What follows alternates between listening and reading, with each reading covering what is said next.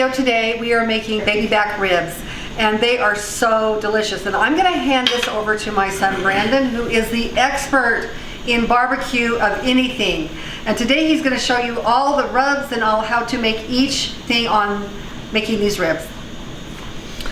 All right, so most of the time I get my ribs from Costco, I get the 3-pack, because if you're gonna go through the hassle, you don't wanna just do one rack, but and they have pretty meaty ones, so it's called this pork loin back. It won't necessarily say baby back ribs, but that's what we're going for. They don't require a lot of extra trimming or anything. So I've already taken the membrane off of these. The membrane is this little layer that prevents like the smoke from getting through, and it makes it a little too chewy and everything. So I'm gonna kind of show you real quick how to get rid of the membrane.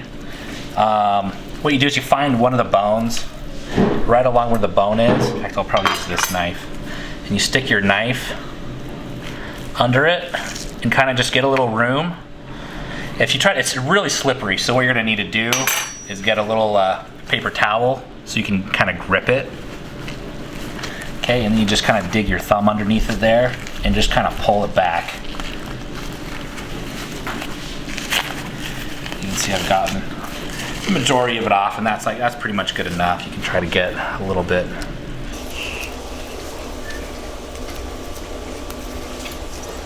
Another little, you gotta do it along the bone and not the meat, otherwise you can't really get a good grip on it. And you don't have to get all of it, as long as you get the majority of it, it's fine. Some people actually like to leave it on, so if this is intimidating to you, you can just leave it on. It's not a huge deal, but I like to get it off because it makes it easier to slice and easier to eat and everything. Okay, so we've got that. The next thing we do here is we use mustard. Mustard is the glue. Oh yeah, and so beforehand what we did is we took these out of the package and we used basically half a roll of paper towel to get these all dry. You don't want them wet, so you want to get it nice and as dry as you can. Some people say to rinse it off. Don't rinse it off, that just spreads germs even further all over the place, and we're going to cook it anyway, so it's fine to not do that. But you do need to soak up all of the wetness from the package on the rib so it's as dry as possible so that everything sticks. So what we're going to do is we're going to put mustard. Now don't worry, if you don't like mustard, you will not taste the mustard. The mustard is the glue. It is the glue that holds society together, and it is the glue that holds the rub to the rib, so it's very important. And you can use any rub. I have recipes for rub, but you need a lot of different herbs and ingredients to make it, and at the end of the day, it's cheaper and easier to just buy one. I'm using Heath Grill's peach rub today, but there's any barbecue shop or Lowe's or Home Depot or even the grocery store has a ton to pick from. When you're doing ribs, you just want to make sure it says it's for pork, because it's going to have a base of a lot of sugar, and paprika, which will help caramelize the ribs and make them really sweet. So basically we're going for, and then we're going to put a really sweet barbecue sauce on it at the end.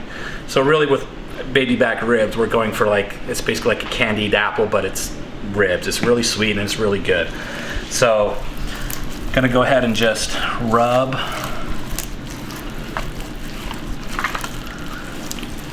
the mustard on there, and then and that's done. Well, that's fine. You don't have to use these gloves. Usually put a pretty generous amount on there because you just want to get that caramelization on it.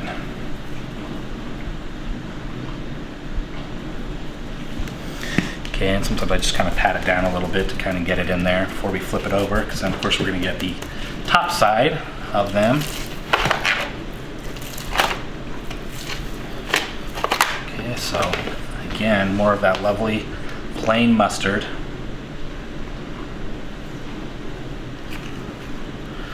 More the merrier.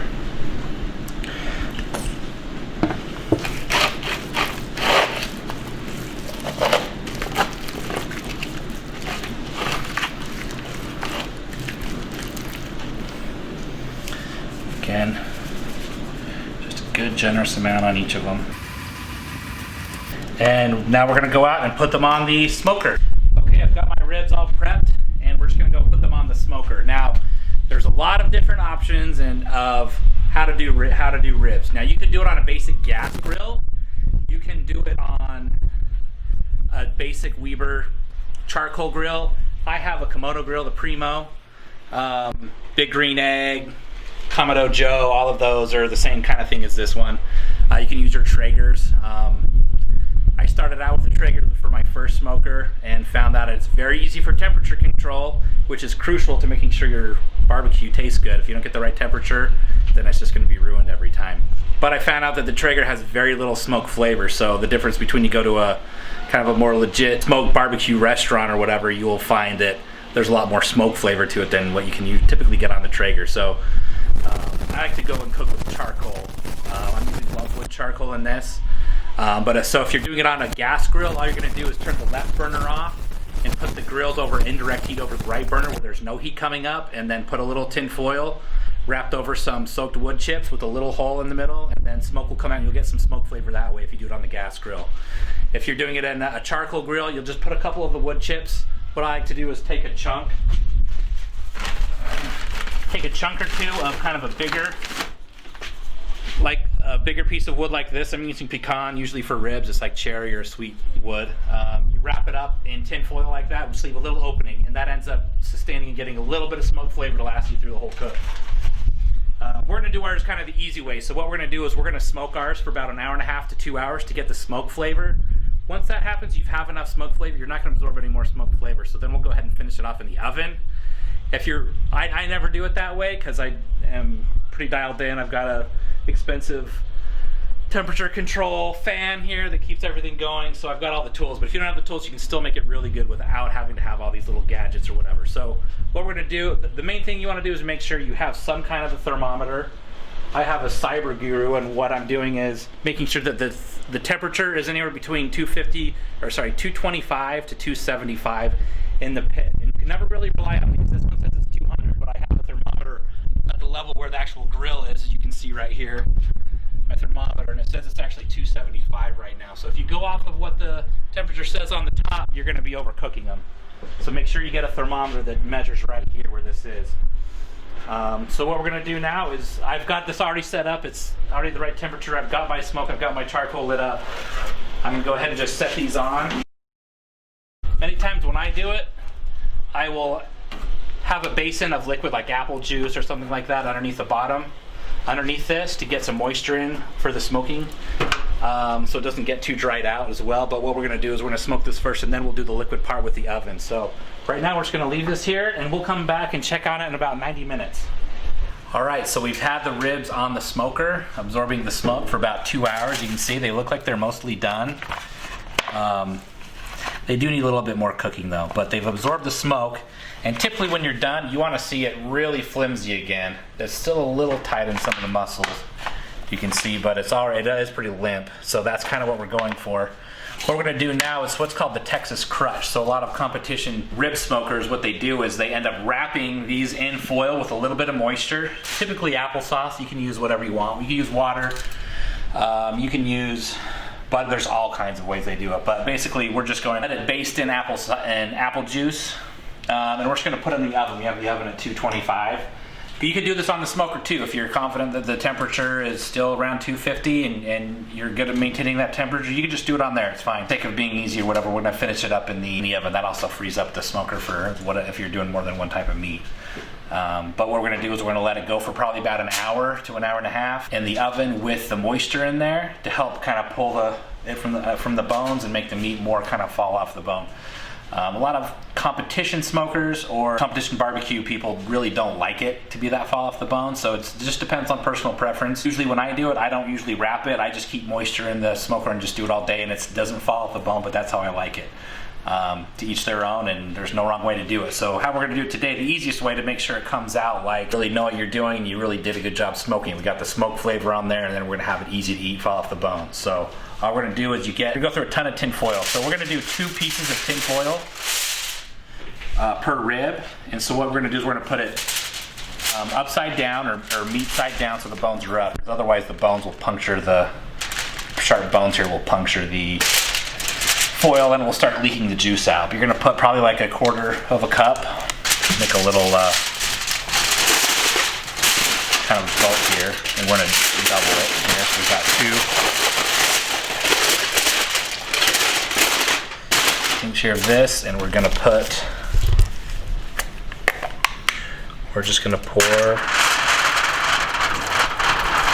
a little bit of the liquid in there. That's probably about 1/2 cup or so, so that we have create some steam. Now, you've heard of some people maybe crock potting, which may be a good way to do it. If they boil the ribs, all the flavor goes away. So if you do that, so we don't want to do that. So what we're gonna do is just wrap these up relatively tightly, but enough room so that there's room in there for steam to kind of billow up. But we do want to kind of seal it pretty nice so that it doesn't leak out. Okay, so we've got it nice in here. We make sure we just want to be real careful so we don't puncture it. All right, so we've got that. We're just gonna do that to the other ones here, and we're gonna put them in the oven for about an hour to an hour and a half. We'll go ahead and do that, and when we're done, we're gonna finish them off on a hot grill. All right, so we've let the ribs cook in their juices, as we said, for about 90 minutes in the oven at 225. They've already gotten their smoke flavor, so now we're just gonna go ahead and finish them up. So what we're doing is we're gonna use our Kansas City barbecue sauce to baste them and caramelize them. The reason you add that at the end is it's got a lot of sugar content, and so if you put it on too soon, it's gonna burn really bad. So we're just gonna cook the last 5 minutes on here. They're done. We're just gonna cook them on a hot grill to get all the flavor on them. So we're gonna go ahead, just take these out, and you can see you want them to bend over like that real easy. So that's just done perfectly.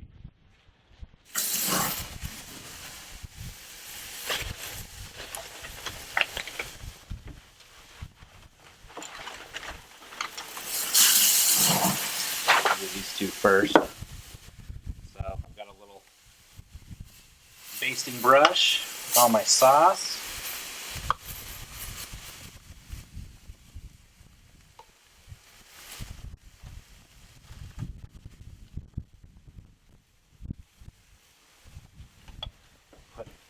Flip it over so that can caramelize.